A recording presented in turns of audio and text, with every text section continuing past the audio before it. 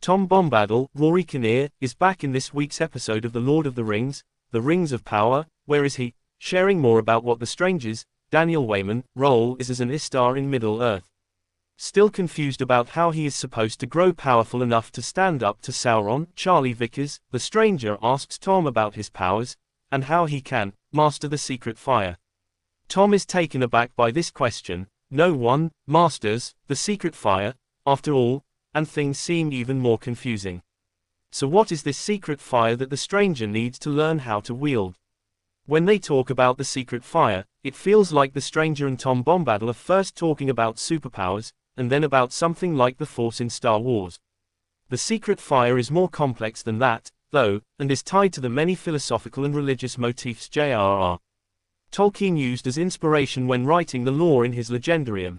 Simply put, the secret fire, also known as the flame imperishable, is the creative power of Eru Ilúvatar, the supreme being who created the world of Middle-earth and the Legendarium's equivalent to God.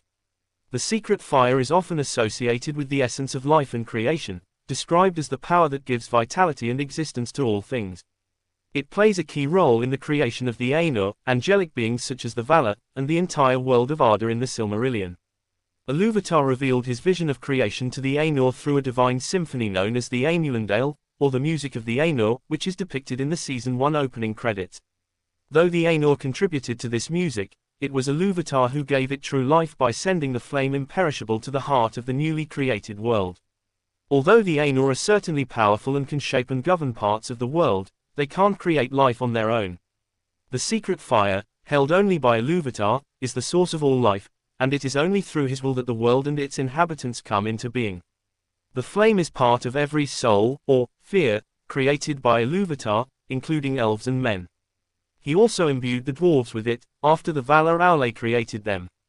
The Ainur's role was to help shape the world, but only Ilúvatar, through the secret fire, could give it vitality, and this ended up making some of the Ainur jealous. Aule may have created the dwarves, but he immediately regretted it, confessing to Ilúvatar that he did not intend any kind of rebellion through it.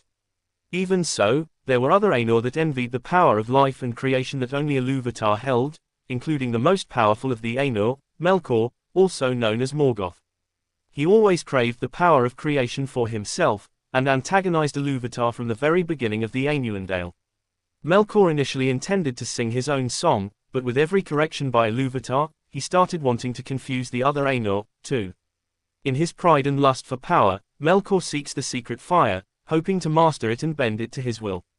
He wanders the void searching for it but is unable to find it. After all, the flame imperishable is held by Ilúvatar alone. This failure frustrates Melkor even further. Unable to create life himself, he turns instead to corrupting and marring the creations of Ilúvatar and the other Ainur. Instead of becoming a true creator, Melkor becomes a destroyer, twisting things that already exist, like the elves he corrupts into orcs, for example. The secret fire is vital to understand not only Morgoth's evil nature, but also Tolkien's idea of creation and the story he tells with the Ainulindale.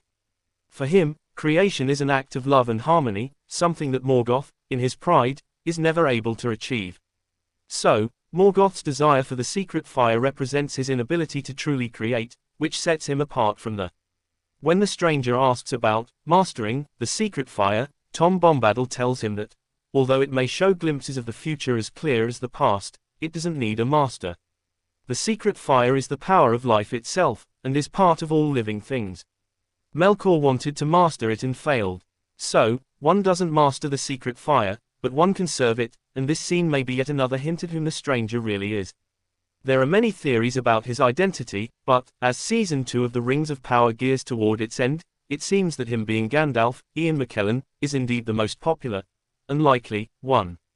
The mention of the secret fire is yet another nod, this time to one of the Grey Wizard's most iconic scenes.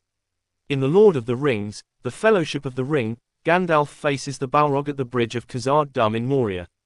Before breaking the bridge, he says, "I am a servant of the secret fire, wielder of the flame of Anna. Dark fire will not avail you, flame of Udin." Anna is the Sindarin word for sun, while Udin means dark pit. It's also the name of Morgoth's first fortress in the region of Mordor, both unrelated. So, in practice, what he says is something close to, "I am a servant of God, wielder of the power of the light." Dark fire will not avail you, servant of hell. More than just mentioning the secret fire, the scenes in the Rings of Power and the Fellowship of the Ring are connected by the idea of serving the secret fire, not mastering it. Tom Bombadil says that the secret fire doesn't need a master, and Gandalf is one of its greatest servants. What it means is if the stranger really turns out to be Gandalf, right now, he is learning about his role and powers, and he will understand what the secret fire is all about and serve it properly.